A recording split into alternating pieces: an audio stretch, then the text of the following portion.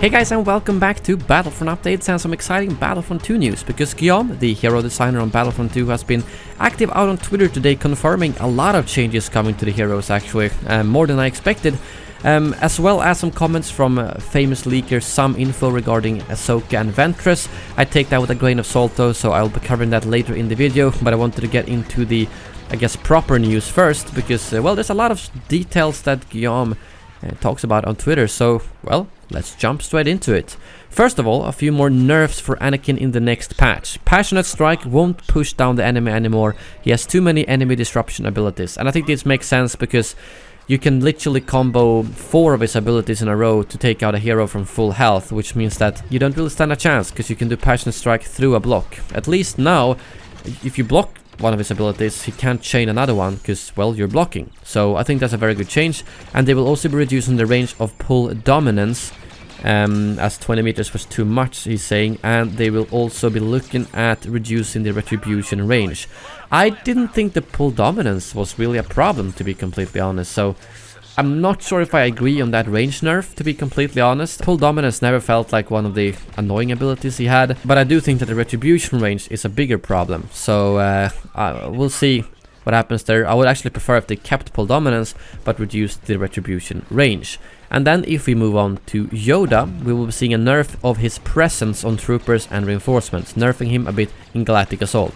Fantastic nerf in my opinion, because the presence is incredibly annoying on troopers when they run around with like 250, 300 health or something like that, and it doesn't nerf him as a character. You won't be getting less streaks, you won't be losing battles because of it. It simply nerfs the effect that he has on his team, which I think is a good nerf. And then as to improving Chewbacca in Galactic Assault, they're buffing his charge slam on troopers. Might have a look at his health if that doesn't feel enough.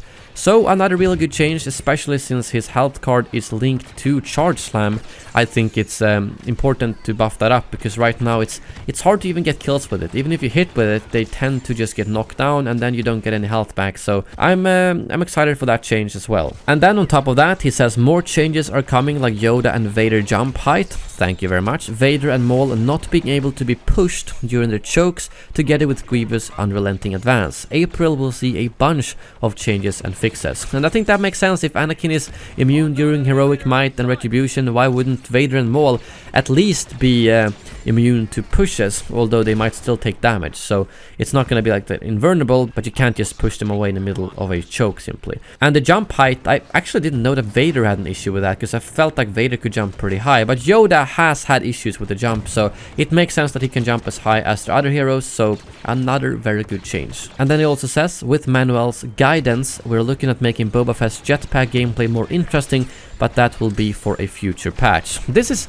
really interesting, because honestly I like Boba in his current state. I think he's good in Galactic Assault, I think he's good in Heroes vs Villains. I don't really have any complaints, other than I think that maybe you could have a bit longer range on his blaster. So I'm curious if this is referring to how long it lasts, or if it's more about how you control it. I don't know, I'm curious to say the least about what that could mean. And then he straight out confirms that Yoda and Maul are indeed getting a lightsaber block, something that has been hinted multiple times now, but it is coming. I personally felt like it was fun that they didn't have that, but I guess for balancing reasons in hero modes, it does make sense. So it's good that it is arriving. And then lastly also, he says, for the health on kill star cards, I'm investigating making it a passive ability for all heroes. That said, it might take a bit of time to redesign the cards, implement and get approval for that change. And that's all I want to hear really, because right now it kind of takes up one of the slots, which is a bit boring. And if they give that permanently to everyone, and then you can open up another slot for a normal star card, it would indirectly buff all the heroes a little bit, at least, since you can have one more card equipped.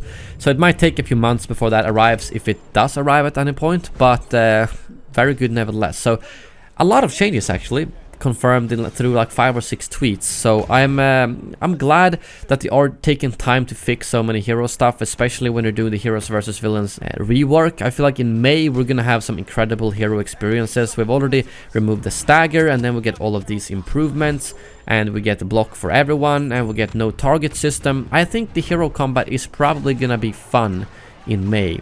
So I'm excited for that month, and obviously already in April we'll be able to feel some of these changes even if we'll still have the target system in Heroes versus Villains. But then moving on to some info, who is a famous leaker if you don't already know, but some of the information he has is sometimes out of date or straight out incorrect actually, because Ben does correct him here when someone says, oh, we're gonna get Naboo, Kashyyyk and Kamino, and he says, bingo, but not in that order, I'd go for Kashyyyk, Naboo / Kamino, and Ben responded by saying, no, we haven't even locked down the order yet. So I would take all of this with a grain of salt, but when someone asked about Ahsoka, he said she's good being under development for 1 to 2 months, and when someone asks when she comes out, he says I would count at least 2 to 3 months. So that might be why she's not on the roadmap if she's coming, because it's at the end of the roadmap and they still don't know for sure if they will make it to that point. So at least that means she's under development. I don't think that's something that he would be mistaken on.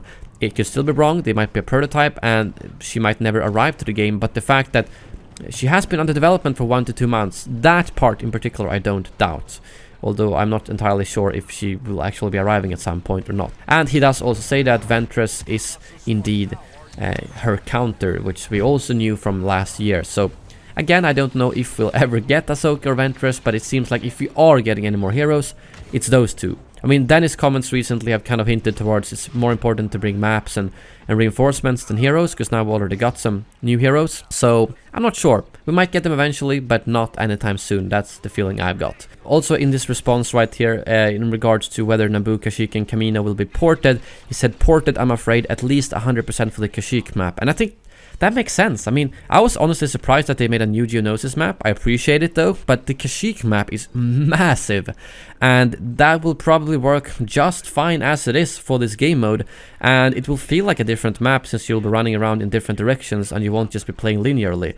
So honestly, it would be stupid in my opinion to completely rebuild that entire map just for the sake of not porting the map. So I'm happy with that. Naboo probably also works well. Kamino probably needs some building if it's going to work for Capital Supremacy. It feels a bit too linear for that if we are even getting Kamino. So I'm not entirely sure. I just wanted to bring that up, but I don't think there's any big surprise there, to be completely honest. But that's all I've got for you today. Let me know what you think about all the hero changes and potential hero teases from some info in the comments below. Thank you very much for watching, and as always, may the Force be with you.